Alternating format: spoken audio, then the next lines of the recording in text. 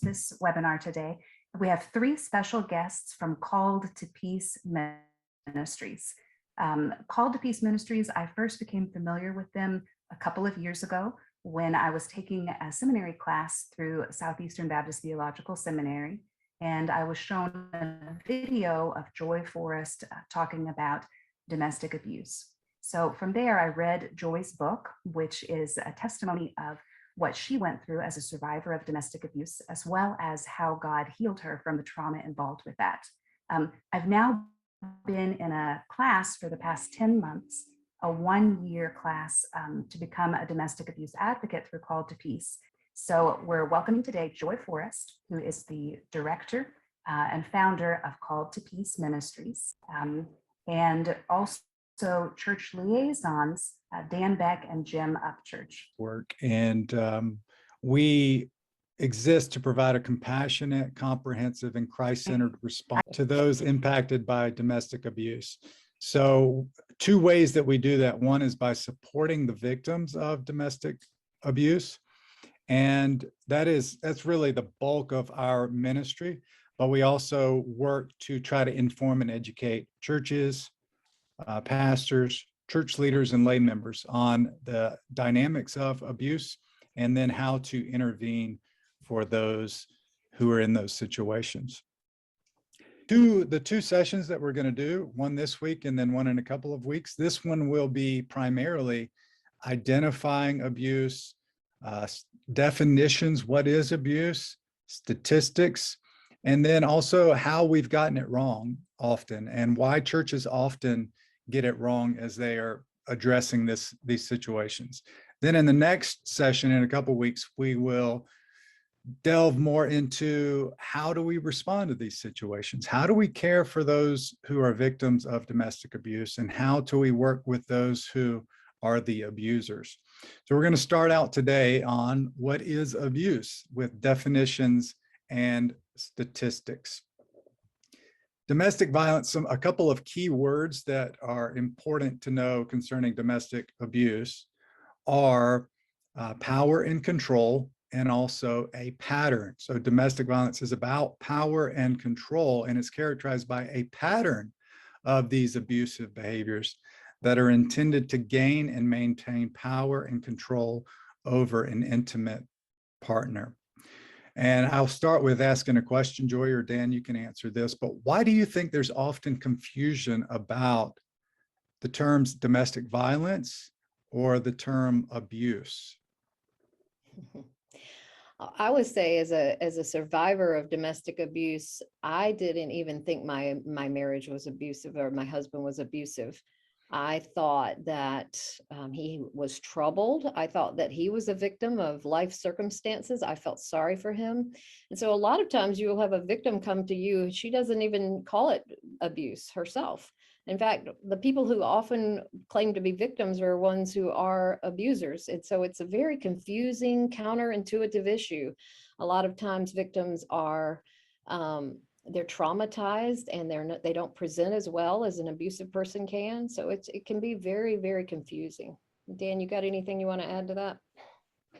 Well, just to dovetail a little bit, I think there's a stigma that's attached to the word abuse and a lot of false beliefs about it, kind of like what Joy was just saying. And I think that a lot of victims, there's some shame and embarrassment. Even if they gain clarity, they kind of wonder, how did I end up here? And they blame themselves and all that kind of stuff. So it gets very, very confusing, and I think you add the shame and embarrassment factor into that, and it can be very difficult to identify. One thing I've encountered as well is, as people, if people aren't familiar with the terms domestic violence or abuse, they may, and pastors I've seen kind of think in this way as well, they may think domestic abuse is all about physical violence.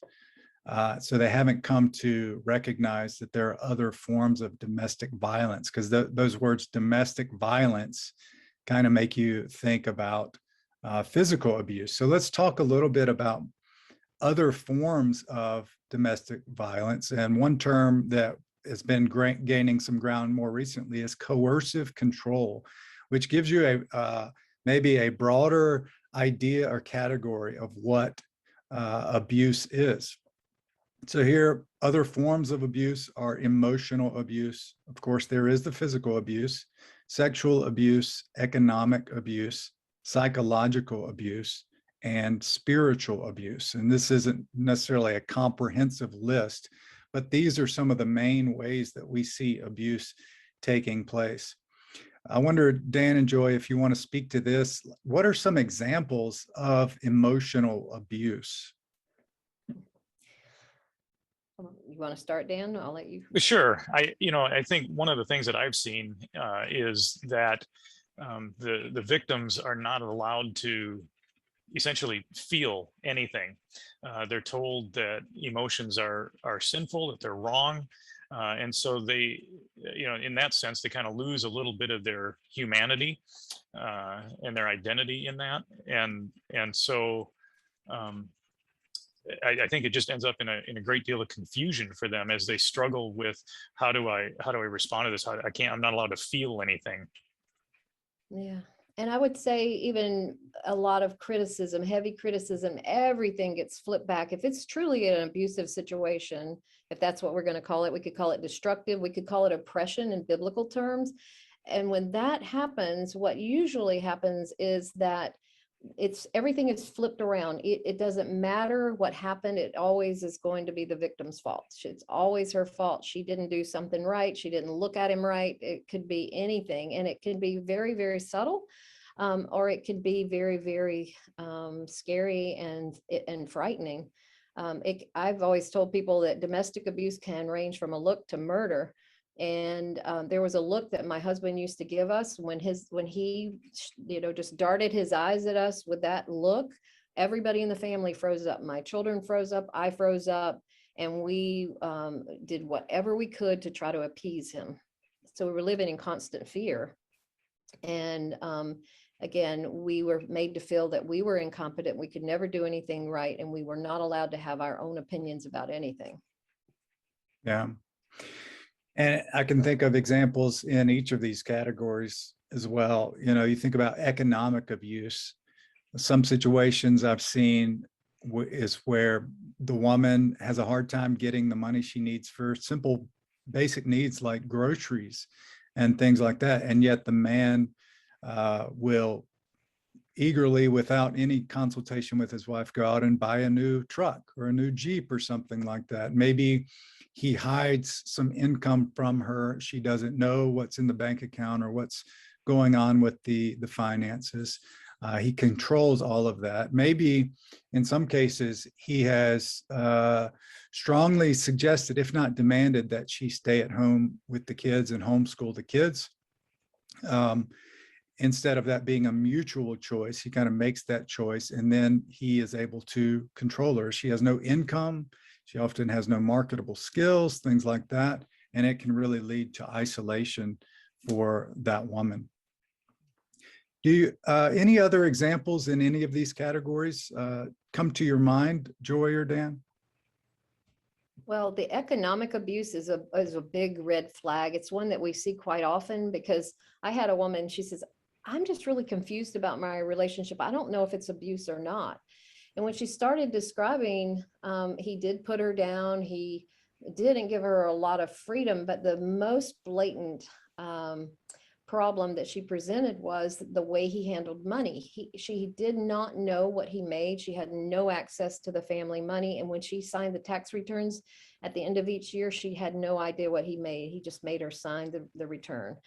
And he was making her beg him for money she had 2 babies in diapers, and she had to beg for money for diapers. In fact, she was going to food pantries to get food sometimes. And as it turns out, she finally did get to see his tax returns. He was making well over 6 figures, and this is 15, 20 years ago. He was doing quite well financially, but he made her beg for everything. And then he would also go through her grocery receipts. And if she spent too much money on a particular item, he would just humiliate her over it.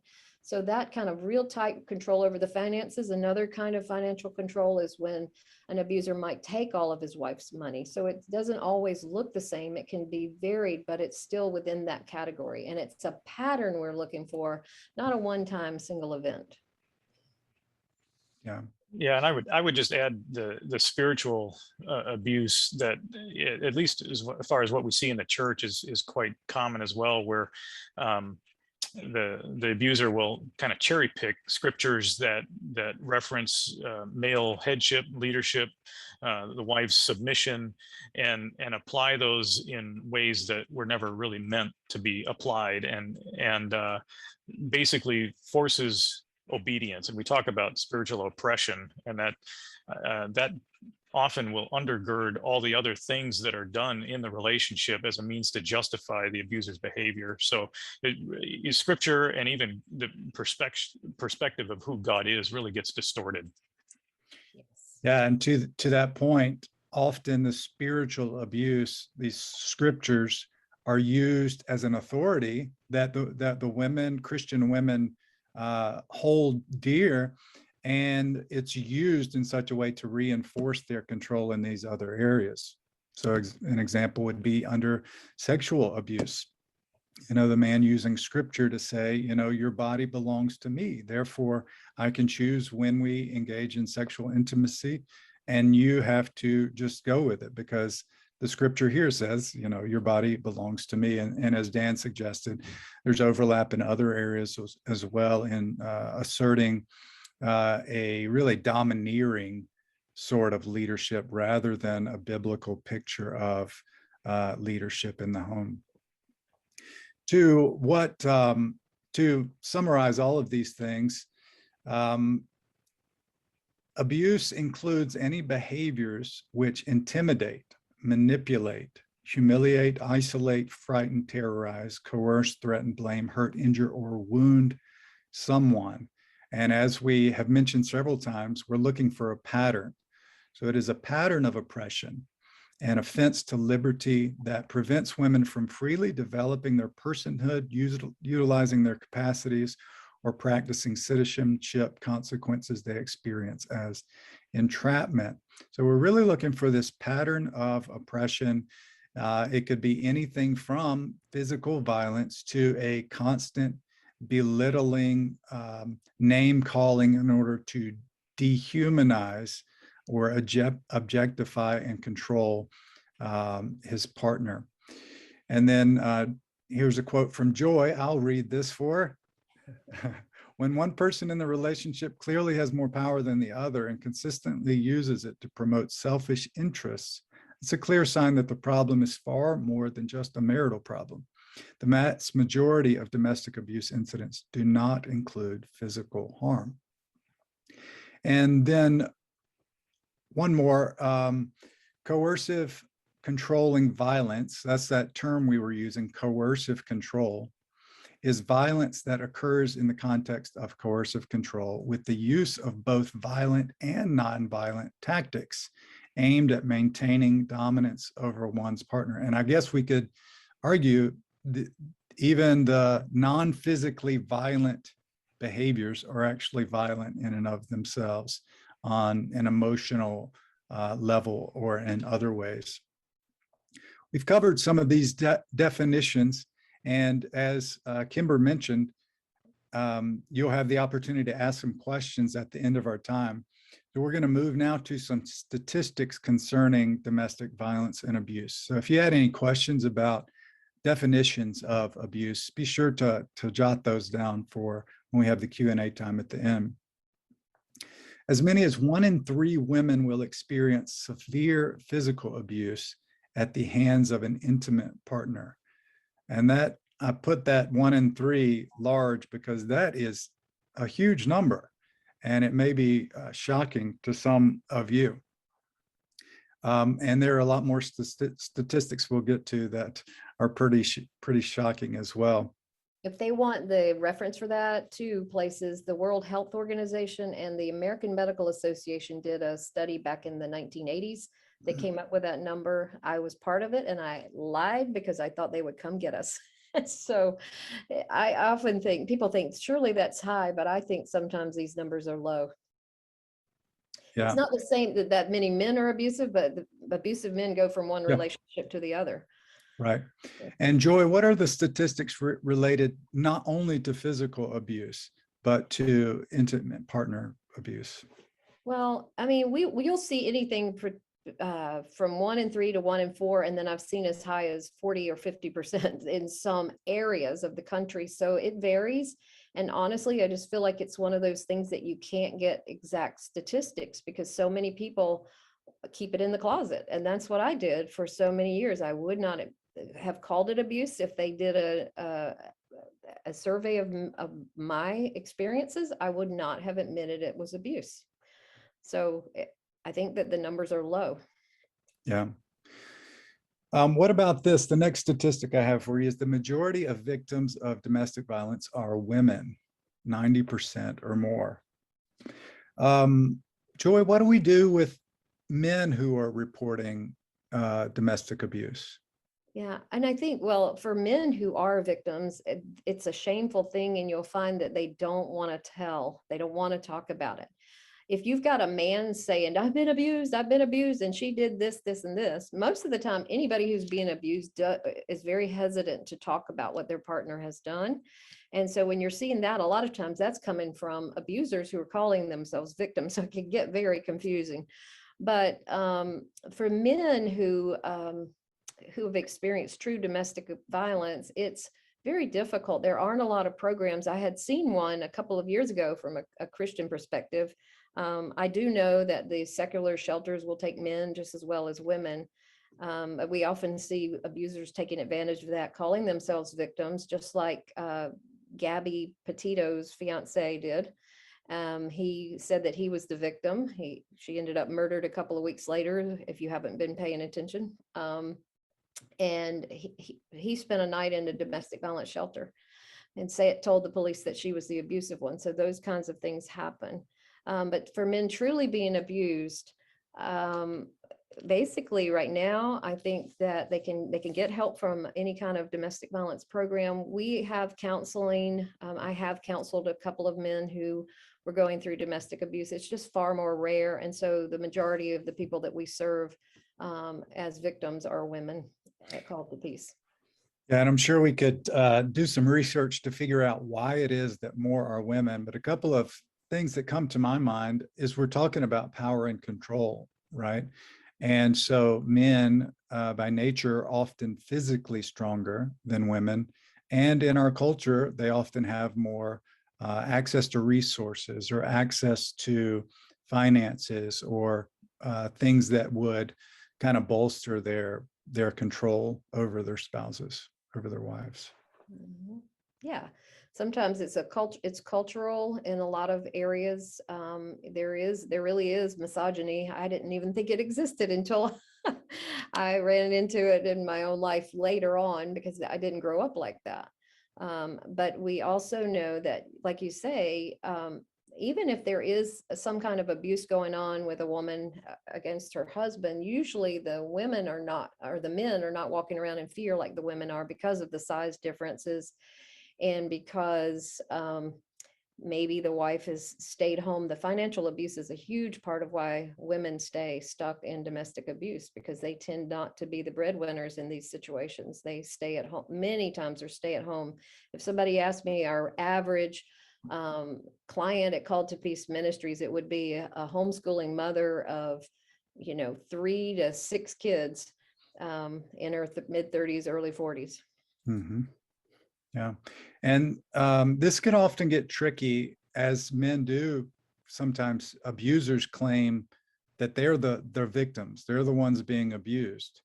It can be difficult because you might see an unhealthy relationship where it seems to be kind of back and forth. It seems like she's doing abusive things to him just as much. And where it can get tricky is sometimes victims of abuse, out of defense of their own life or their own well-being, resort to violence in order to survive. So that can make things even more tricky as we're looking at these cases. But in those situations, it's really helpful to have some eyes on it from someone who is experienced and knowledgeable with domestic abuse to figure those things out. And trauma. So it can also be a trauma response. Yeah. Women, over 80% of the women that we work with, there's a book that says over 80% of domestic violence victims are traumatized. They experience PTSD. And so trauma responses that you have a hard time with emotional regulation. You're hyper vigilant, you're very sensitive and easily triggered. So those kinds of things can actually make a victim look like she's just as guilty as an abuser. Mm-hmm. I have several other statistics we're going to get through, and I'll move through these pretty quickly. In a Called to Peace Ministries survey of nearly 200 Christian survivors of domestic violence, nearly 30% reported to be married to men who served in ministry in some capacity, and 22% had some seminary training. The overwhelming majority of males incarcerated in the US witnessed or experienced domestic violence as children. Over half the mass shootings in the US are domestic violence related, and the other 46% usually have ties to domestic violence. And you can check this out whenever you see some sort of shooting like that. I've done this on my own as I see news stories. I don't watch the news much, but when I do, and I see these things, I start to wonder, is there domestic violence involved? And usually it comes out a little bit later that there was. 50% of all homeless women are fleeing domestic violence. Researchers say that 25% of women having abortions worldwide were victims of partner violence.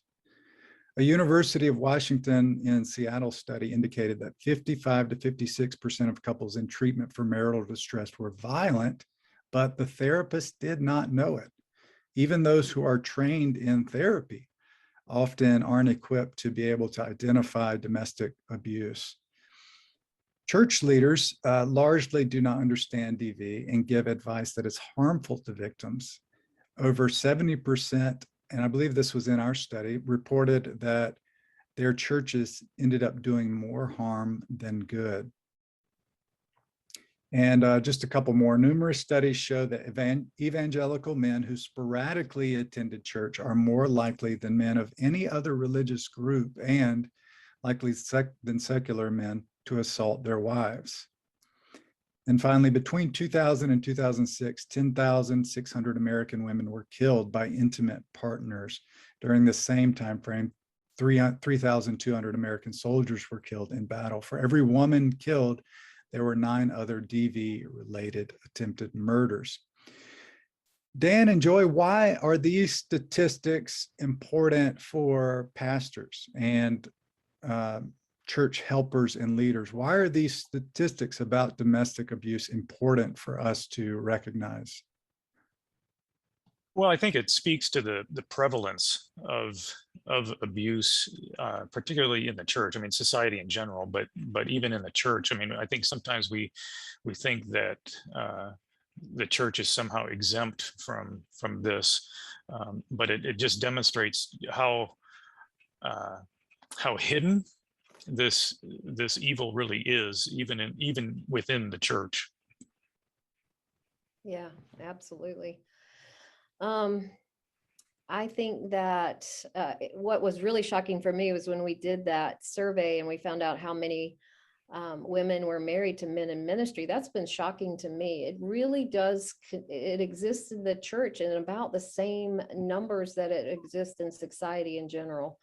And I think that University of Washington Seattle study was very telling, because I've found this as a counselor, that about half of the marriages that show up to you for marital counseling are probably experiencing domestic abuse in some form of the other.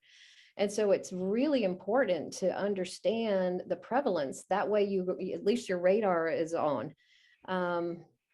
So we want people to understand that this is a significant issue, not only in our country. Look at this. We're talking about almost 100% of mass shootings. We're talking about the criminal justice system, 90% of the prisoners, and we're talking about 25% of abortions at least.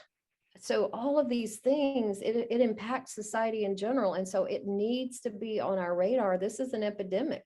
It's a hidden epidemic. And we who are, when we live with it, we're really good at hiding it. So you have to educate yourself if you're going to be able to respond well.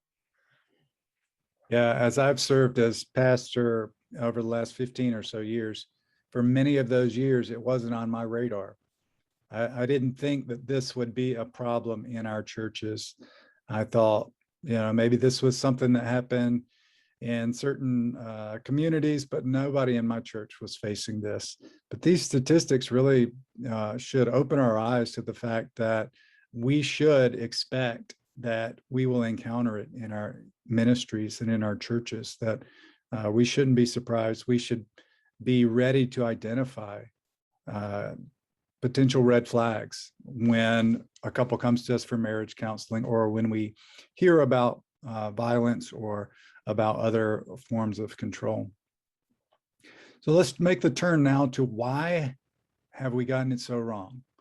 If this is such a prevalent issue and it is so damaging, not only physically, but emotionally, why have we gotten it wrong? And so we'll cover a few reasons why we think, and there, I'm sure, are more reasons than these, but one reason is that many pastors were not trained in seminary on the dynamics of abuse. I know this was the case with me. I graduated from seminary, and Joy too. We graduated about the same time, didn't we? Well, yeah, and I was a counseling student, and I got 15 minutes, and it wasn't a very good 15 minutes, I have to say. They're better these days, but Right. it's not on our radar, because it's not on the radar of our professors, and it's not just the seminaries, it's even secular institutions miss it. Right. Yeah, that's right. Like I said, it wasn't on my radar for many years as a pastor. I don't really remember, and it could be my forgetfulness, but I don't really remember it being given much treatment, if any at all, in seminary. And so in many ways, we've gotten it wrong, and pastors have gotten it wrong because they have not been exposed to these ideas when they went through seminary training. As a result, Dan, feel free to jump in if you have something else to share too. Well, I think, speaking to this, it's a similar line of thought here, but just that there's a lot of pastors, when you think of the survey where, what was it, 70% of the survivors said that their churches made it worse when they reported it. I think, I don't know what percentage of those experiences you could say this, but I think in a lot of those cases, it's probably just well-intentioned ignorance on the part of the leadership. There's nothing necessarily malicious going on. It's just pastors and church leaders tend to be uninformed about how to respond effectively. And so I'm really thankful that you, as a pastor or church leader, are taking this training. I think it's really significant that you're doing that. I think you can you'll see fruit in your ministry, and as you work towards keeping these survivors safe. But I think a lot of it is just people just don't understand the dynamics at work. Right. It's a Hosea 4:6 issue. People perish for a lack of knowledge. And I mean, even as a victim at the time, I perished for a lack of knowledge because I didn't even understand what it was. And so we want to treat it as a marital problem. I thought I had a marriage issue, but domestic abuse isn't really a marriage issue. And I think we'll get to that in a little bit. Yeah. Yeah. And so I graduated from Southeastern, and I've been encouraged by some of the ways that they are beginning to address these things in much more detail. So we're getting better, and we're getting to the place where there's less kind of ignorance about just the dynamics of abuse. So I'm really thankful for that. And again, thanks for the New England Baptists for putting this on and bringing attention to it as well. But speaking to that, consider some actual counsel that we have encountered that women have reported as they have gone to their pastors or church leaders.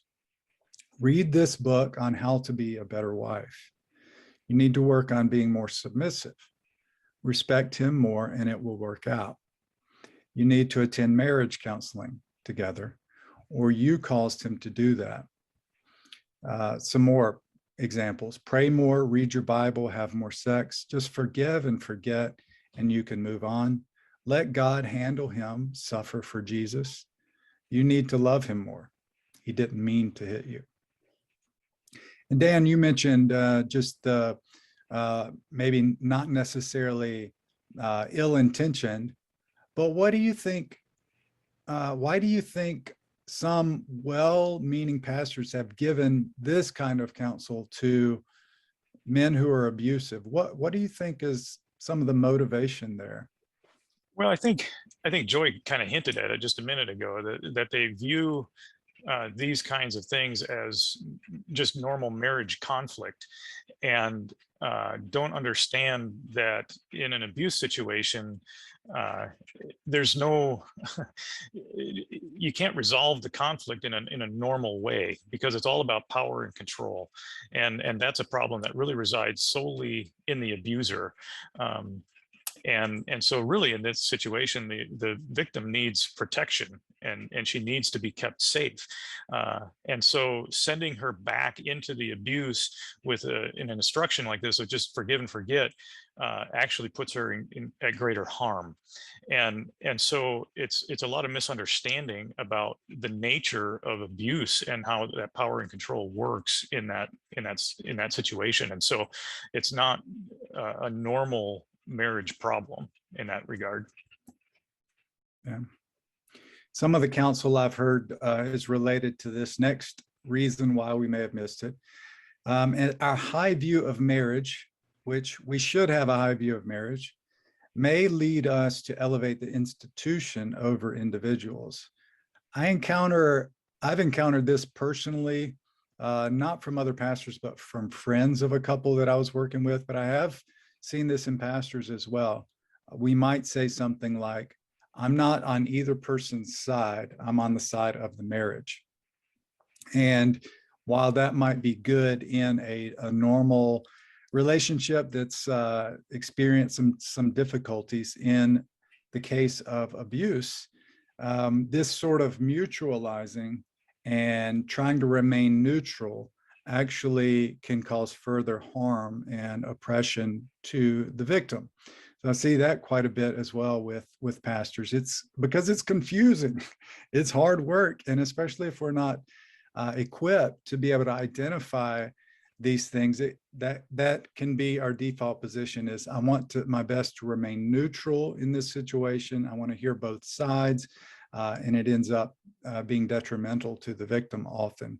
And we should have a high view of marriage, but we should really care for individuals who are suffering under oppression in oppressive marriages even more.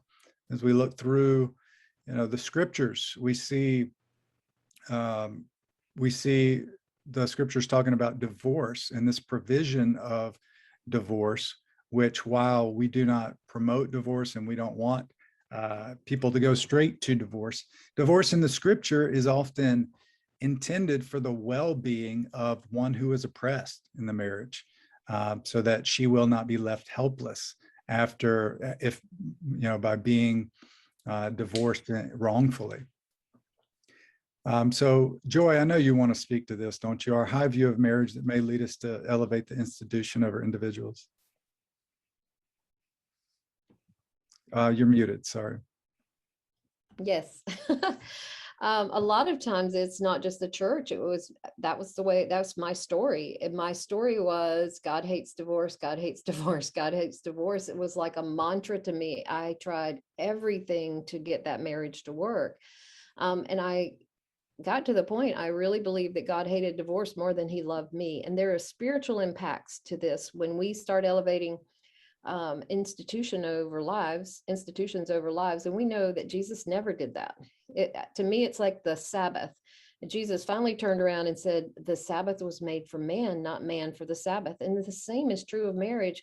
Marriage was made for people to bless us. When God ordains an institution, it's usually for our blessing. And when it becomes a source of oppression, it's no longer what God intended it. And we're not here promoting divorce. We never will do that at Call to Peace. We leave that to the individual's convictions. we think that it's, for you as a pastor, that it would be something that you would consider. But we've worked with people who have a permanent view of marriage.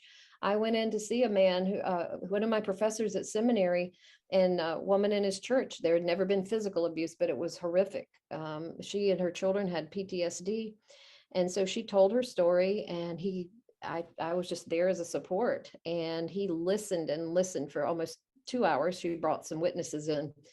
And he looked at her and he said, well, do you think this marriage can be saved? And she said, not without a miracle from Jesus. And he said, do you think it can be saved? And I know that it's possible in these situations, and we know what works, but it's a very complicated road. And it also requires a lot of specified intervention, and we didn't have a lot of that in place back then. And I said, well, it's possible, but maybe not probable. And he looked at me and he said, well, I don't. He says, I've worked with these men enough to know that they don't care to change. They don't want to change most of the time. He says, we're not going to worry about your marriage. We're going to worry about you and your girls, because he was seeing the impacts that it was having on those girls, and he cared more for their lives than their marriages. So he said, in my opinion, if you should not get married again, or you should stay single the rest of your life. But that's my particular theology on this. We have elders on our elder board, and our policy is that if you decide to divorce, we will stand with you, we will support you, because we believe, I think that the church's policy was, but he was not going to force her to stay in that marriage, because he was elevating her and her girls' safety above the marriage. And that's, I just believe, is God's heart. We're not here promoting divorce. And if there is a way to save it, we are the ones who can help with that. But we're definitely want to always put individuals over institutions. Here's another reason we often miss things, or why we've gotten it so wrong, is that abusers are often very charming in public. So it's not just that we are unaware of the situations, though that may be part of it, but those who abuse have a vested interest in not being found out and not being exposed. So they will often do their abusive behavior in private, but in the church, they may lead Bible studies, they may lead men's groups, they may be deacons or even pastors. Proverbs 26 speaks to this. Enemies disguise themselves with their lips, but in their hearts they harbor deceit. Though their speech is charming, do not believe them, for 7 abominations fill their hearts.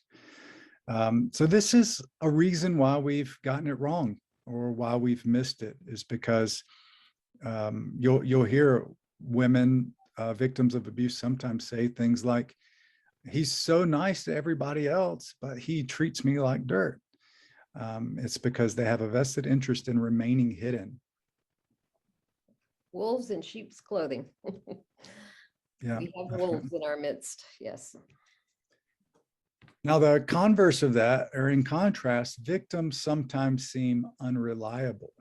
So they may seem stressed, anxious, emotional, or they cover it up. So we fail to believe when they finally speak up. Joy, do you want to speak to this? Why? Tell me more about victims seeming unreliable. Well, again, if we're talking about post-traumatic stress, which we are in most of them, that study said 80% or more, but I feel like almost 100% of the women we work with have some post-traumatic stress. And so they become very reactive. And in fact, sometimes it can even seem abusive in and of itself, the way they're reacting, because they're reacting sinfully to sin. They're traumatized, and there's a whole lot of that as a body response as well.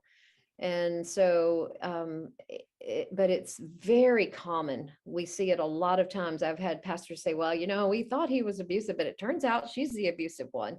In fact, the father of the biblical counseling movement, Jay Adams, wrote an article like, what is she to do, in the biblical counseling, or the Journal of Biblical Counseling, years ago. And he said that he went to the house and she was a regular hussy.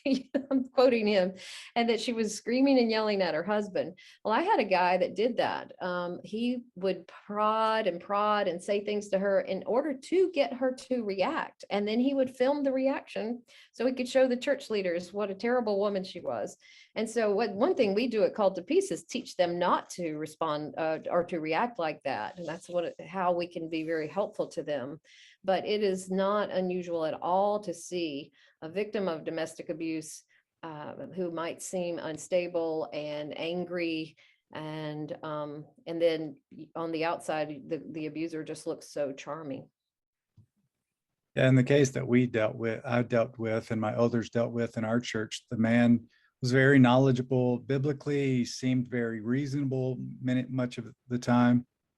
And the woman did seem scatterbrained sometimes, confused, unreliable. I've encountered pastors often saying things like, we're working with the man and he seems to be cooperating with us, but the woman is not cooperating. She's not cooperative.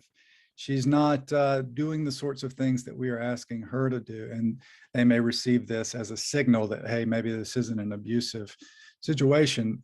But I think we need to consider what Joy said related to trauma. If they've been in an abusive relationship for many years, I mean, it's natural that we should expect something like a fog, something like difficulty communicating. And often in these cases where pastors are seeing a woman as uncooperative, it may be because they're trying to get her to do things that she senses would put her in harm's way yet again. And I will say something about the way she presents. She has also been told that she's responsible for what's going on. So she will take more than her fair share of the blame of what's going on, especially if you bring them in for joint marital counseling. And then often it will turn on her like, well, you did all these things, you've admitted to it. Because the abuser wants her to mutualize it. You are just as responsible for the problems in our marriage as I am. And so they'll say that. And so I had a woman one time tell me that they got into an argument. So I asked her, well, what did the argument look like? Well, he demanded that all the trash cans in the house be empty of trash. And there was trash in a trash can when he walked in, and he kicked the trash can across the room and went into the kitchen and started screaming and berating everybody. That is not an argument, but that's what she called it, because abusers will have them mutualize and take their fair share of the blame for things that are not really their responsibility. One final reason we may have missed it and why we've gotten it so wrong is that we may have learned faulty assumptions, things like it's a marital problem, or we may have learned wrongly that abuse is provoked, that if it's not physical, it's not abuse. We may have wrong assumptions that it is caused by mental illness or substance abuse. And at the root of abuse is a choice, right? We know people who do have mental illnesses that aren't abusive. We know alcoholics who aren't abusive. And so these are some myths that we may have fallen for and reasons why we've gotten it wrong. We're going to turn now, I'm going to run through these, what this council has in common. I'm going to run through this pretty quickly because I want us to have time for your questions. And so what does this council have in common? It places the burden of abuse on the victim, which, as I'll mention in a minute, it re-victimizes her and further oppresses her to place the burden of abuse on the victim. The scripture in Proverbs 17 says, he who justifies the wicked and he who condemns the righteous, both of them alike, are an abomination to the Lord. Further, this sort of counsel doesn't provide the help the victim needs. It doesn't give her the support that she's so desperately seeking. She may have gone from church to church and yet received this same kind of counsel and never gotten the help that she needs. And then it actually, not only does it not provide the help the victim needs, it actually harms the victim and reinforces her oppression. And then finally, and this is a big one, it doesn't reflect the character and heart of God for those people who are oppressed. So this is our heart at Called to Peace. And as pastors and Christians and church members, I know this is your heart as well. You desire to reflect back the glory of God in how you care for those who are mistreated. Psalm 68 speaks to this. Father of the fatherless and protector of widows is God in his holy habitation. He settles the solitary in the home. He leads out the prisoners to prosperity, but the rebellious dwell in a parched land. So as those involved in this ministry, as a pastor myself, I know Dan, as he works with folks in Joy, and I know that you as churches, you want to glorify Christ. And this is an opportunity for us to do that in beginning to recognize these issues of domestic abuse so that we can effectively intervene. And I know you're probably itching to find out, well, how do I intervene? What do I do for someone when I notice these things? And we may get into some of that in the Q&A, but that is scheduled for our next session together in a couple of weeks. So here's Kimber, and I think she's gonna kind of moderate our question and answer session. I'm gonna try if my internet connection is a little bit better. Thank you guys for this great information. I just want to throw out as well a couple of statistics that I have heard Joy say before that really impacted me. One is that domestic abuse within the church and outside of the church is relatively the same rate, but Christian women stay, I believe you said, Joy, about an average of 3.5 years longer in an abusive situation than non-Christian women. And another one that really struck me, you guys have talked a lot about different kinds of abuse. It's not just physical or violence like we may think of it, but I've also heard you say that a person can be in an abusive relationship that is nonviolent, and the very first violent act can be murder or attempted murder. And so just because you think, oh, it's not violent, that doesn't make the relationship not dangerous, because it can turn violent at any point in time. Yep. In a heartbeat. Okay, so let's get to, go ahead, Joy. I was just going to say, in a heartbeat, 75% of domestic violence homicides happen after the woman leaves, and many times there has not been any physical harm prior to that. Yeah, it's tragic. Okay, so let's get to a few of the questions that you all have asked. So how can you identify a victim of abuse within the church? So I think we're talking about someone hasn't confided in you. Are there ways that you can discern just from actions that you see people in passing in church that someone might be experiencing domestic abuse? Well, I think there are several ways to notice. Noticing that maybe her countenance changes when he's around. She doesn't talk as much, or he does a lot of answering of her questions for her in group dynamics. Or if she even asks for, goes to the pastor for help and says, my husband's got an anger issue, but she won't call it an abuse issue. There are just multitudes of ways, but you're seeing somebody, just that lack of freedom. Well, I've got to ask my husband for permission to do this or that. A lot of times, if you start pulling the rope a little bit and asking good questions, you'll see that there are more things going on. And I would never intentionally say to somebody, does he hit you? Has he hurt you that way? Because that's not good. That's going to come way down the road if it has happened. Just asking good questions and helping them see what normal looks like, because at this point, it's kind of like a slow brainwashing that happens over time. The first time my husband got angry, I thought, my goodness, well, I will never do that again. So by the time we were together 23 years, there were 1,000 things I was never doing again. And I was really filtering all my thoughts through how he might react, which is idolatry of the worst kind. But I would not have called it abuse. And so helping them to see what abuse looks like. Did we give them a power and control wheel? There's a thing called the power and control wheel that I saw, and I thought, oh, I have been abused all this time and I never recognized it. There are inventories and things like that. And if you as pastors talk about what healthy looks like, talk about servant leadership or whatever it may be, that when you get to a passage of scripture that is difficult, Ephesians 5, when it talks about submission, clarifying that doesn't mean that you stay and you allow somebody to mistreat you or oppress you. So things like that can actually help. And I'm probably answering another question now. Sorry. No, that's good.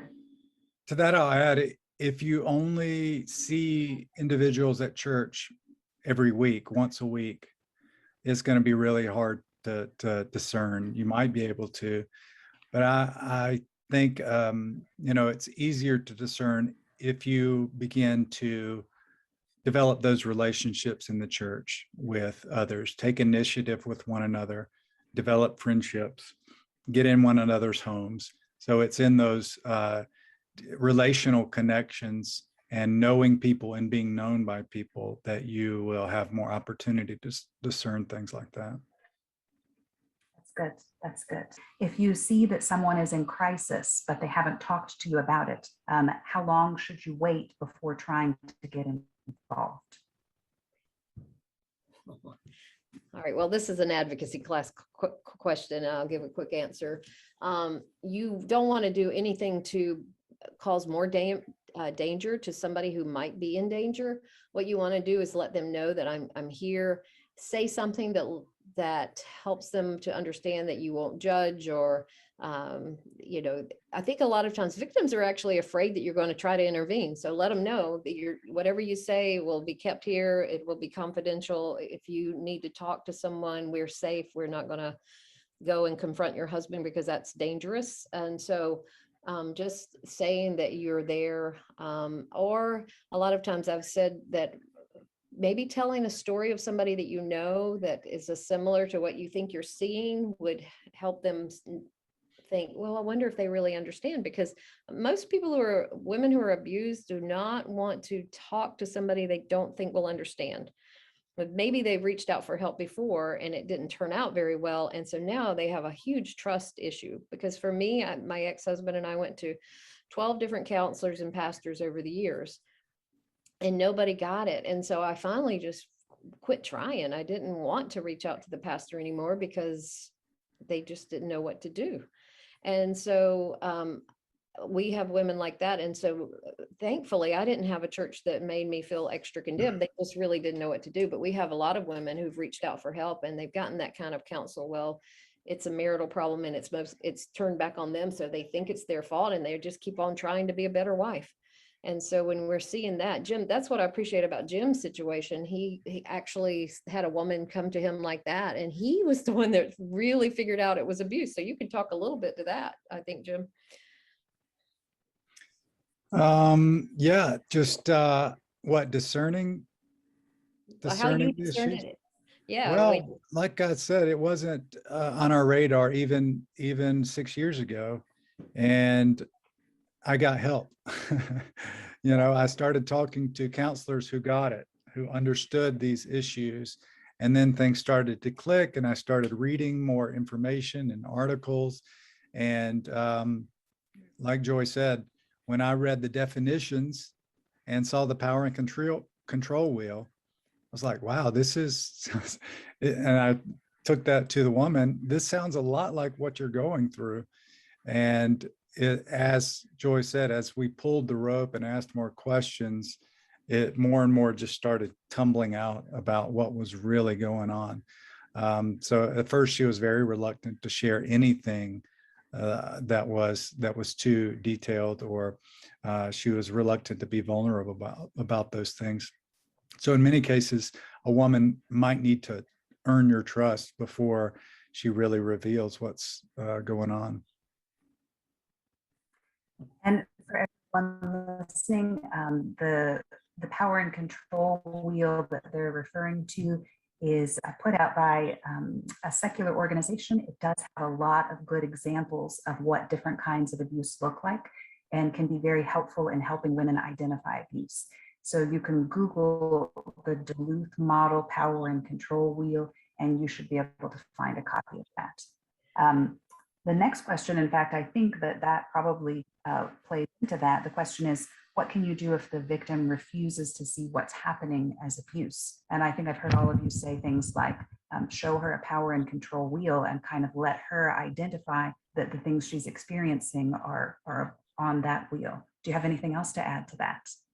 I don't know if I would start with that. What I have done in the past is just take them through 1 Corinthians 13, 4-7. Love is patient, kind.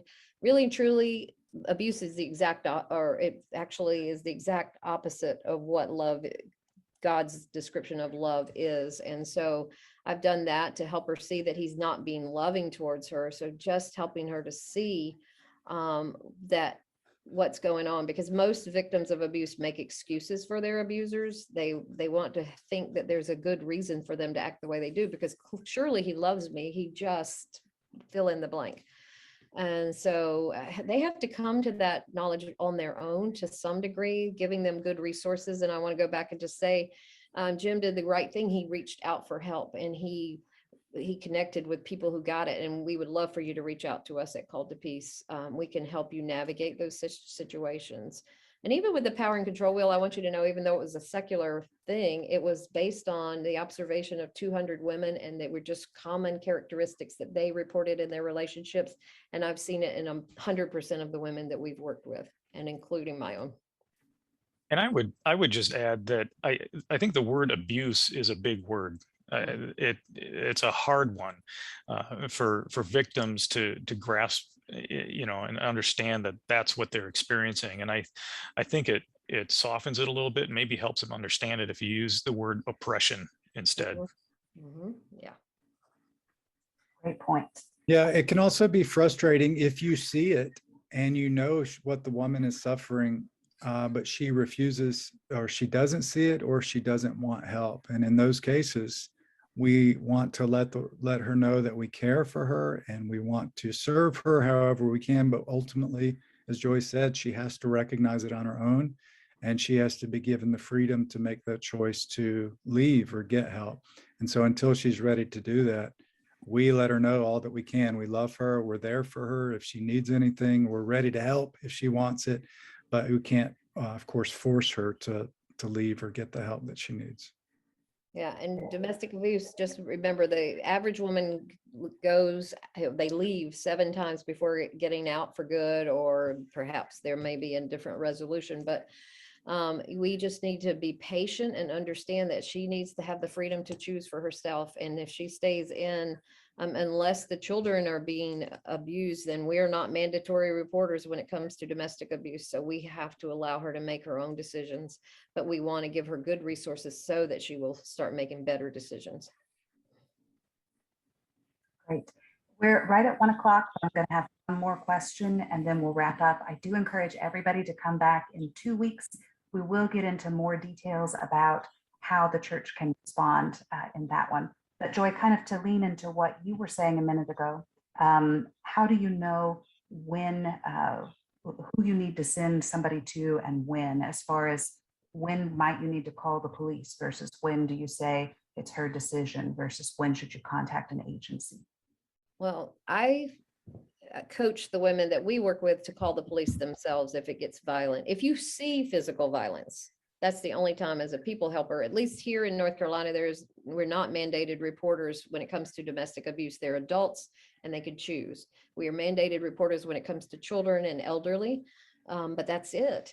And so I just kind of coach these women to say, if he's ever going to change, it's going to be because of consequences. That's the most loving thing you can do. And I will encourage them to call the police, and that might cause, that will be the beginning of the change. If you can get the church to come around him and say, brother, we love you, but you can't treat your wife like this. But I have never called the police on an abuser, even from reports that I've heard of violence in the home. It's got to be her decision.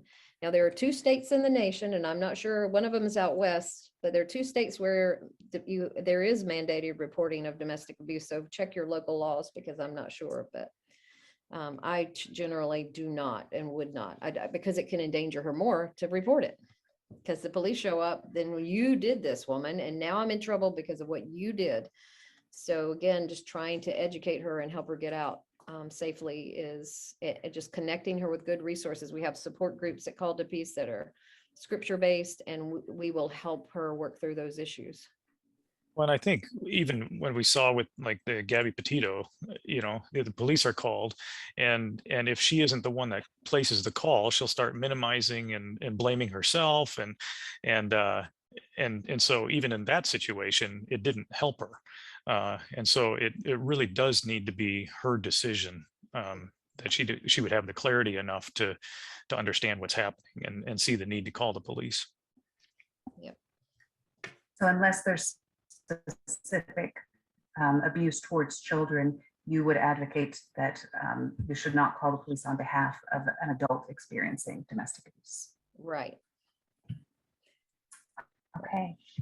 Well, we have a lot more questions, but we're out of time. So again, I hope that you all will join us in 2 weeks, and hopefully we'll be able to answer more of these questions about specific things that you as pastors or church leaders or church members can do to help those who are experiencing domestic abuse. So thank you everyone for being here today. I think Sandy has the emails up here. You can get in touch with us if you want to ask some specific questions. All right. Here we go. So thank you again, Joy and Jim and Dan, for your help and your expertise. We appreciate it. And everybody have a great day. Thank you. Thank you, you Kimber. too. All right.